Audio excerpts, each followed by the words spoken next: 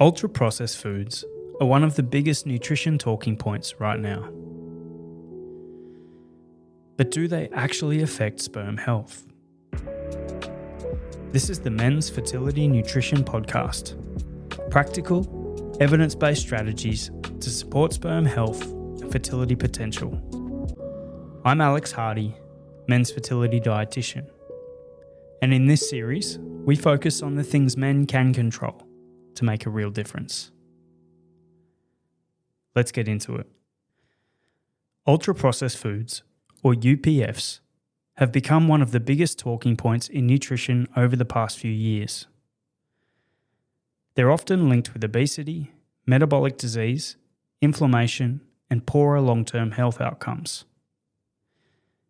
And more recently, researchers have started asking whether dietary patterns high in ultra-processed foods may also affect sperm health and male fertility. At the same time, the conversation online has become pretty extreme. Some people now talk about ultra-processed foods as though anything that comes in a packet is harmful, while others dismiss the entire topic as fear-mongering or food snobbery.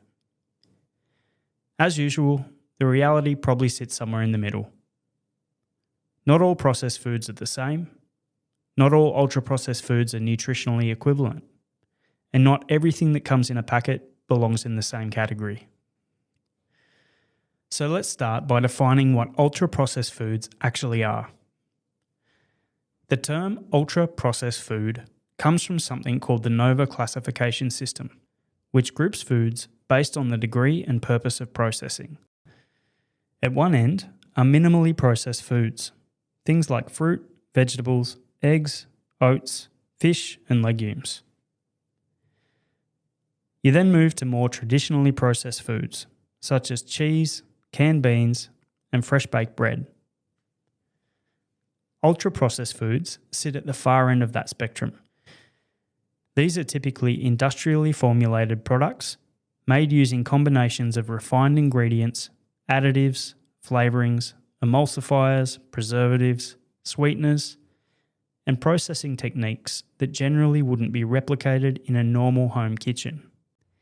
In other words, they're often products that require commercial ingredients or manufacturing techniques beyond what you'd typically find in an everyday family home. Common examples include soft drinks, packaged snack foods, fast food, processed meats, and many frozen convenience meals. But this is where the conversation becomes more nuanced. Because under the NOVA system, foods like soft drinks, confectionery, and fast food can end up grouped in the same broad category as protein yogurts, fortified breads, and breakfast cereals, despite having very different nutritional profiles. And that's one of the major criticisms of the ultra-processed food literature. The category can sometimes become so broad that very different foods end up grouped together under the same label. So, why have researchers become increasingly concerned about ultra-processed foods in the first place? Partly because dietary patterns high in ultra-processed foods are consistently linked with poorer metabolic health. These diets also tend to be lower in fibre, lower in overall nutrient quality, and easier to overeat. And importantly, they often displace foods consistently linked with better long-term health outcomes. Things like fruits, vegetables, whole grains, and other minimally processed foods. That's important for fertility, because sperm health doesn't exist in isolation. Sperm develop within the broader metabolic and hormonal environment of the body.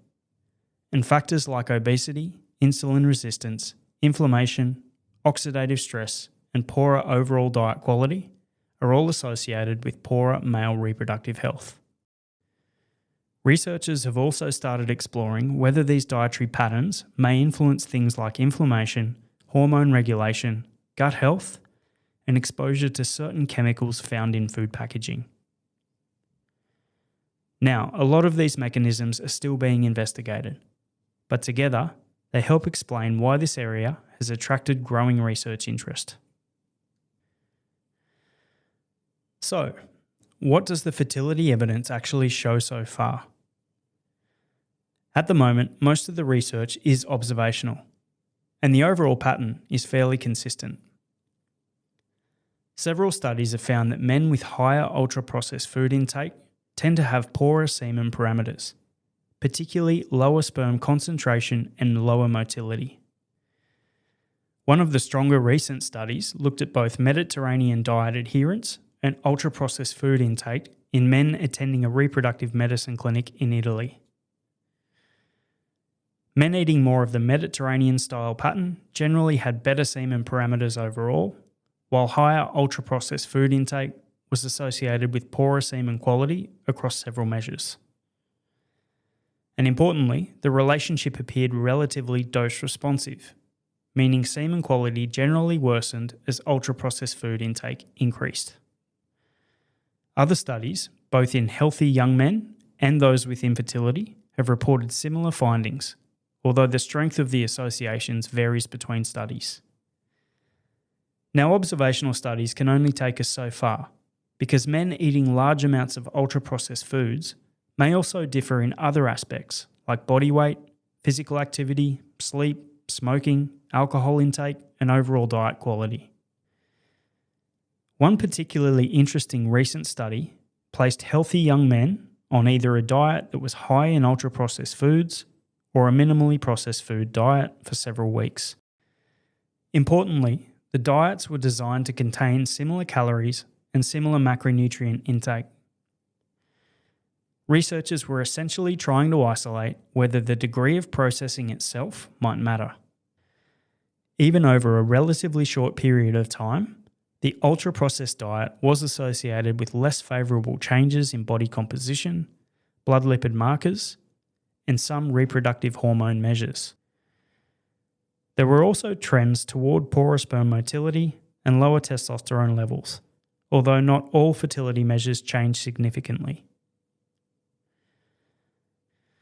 So where does that leave us? At this stage, diets heavily dominated by ultra-processed foods do appear less supportive of sperm health and overall metabolic health. But this also isn't as simple as processed foods equal infertility. Part of the issue is probably the food itself. Part is likely the broader dietary and lifestyle patterns surrounding it. And that's why the goal isn't perfection or extreme food rules. It's building a dietary pattern that's more consistent, more nutrient dense, and less reliant on heavily processed convenience foods. That also means you probably don't need to panic about occasionally eating ultra-processed foods. Most people will include some of these foods at times, and that's fairly normal. The bigger question is what the overall diet is built around most of the time, because sperm health isn't determined by one single food, it's shaped by the broader dietary pattern. This episode is intended for general information only and should not replace personalised medical or nutrition advice. If you're navigating fertility challenges, it's important to speak with your doctor or qualified healthcare professional. I hope this episode has helped clarify what ultra-processed foods actually are, where the current fertility evidence stands, and why this topic is probably more nuanced than either extreme tends to suggest online. At this stage, the evidence doesn't support panic or perfection, but dietary patterns heavily dominated by ultra-processed foods do appear less supportive of overall metabolic health and potentially sperm health over time. If you found this episode helpful, make sure you're following the show so you don't miss future episodes. Next time, we'll step back from individual foods and supplements and look at a bigger question. What actually seems to move the needle when it comes to sperm health and male fertility, and which changes are probably worth focusing on first? And if you're wanting more personalised support, I work with men and couples across Australia via telehealth. You can learn more or book a sperm health assessment at accessdietetics.com. Thanks for listening.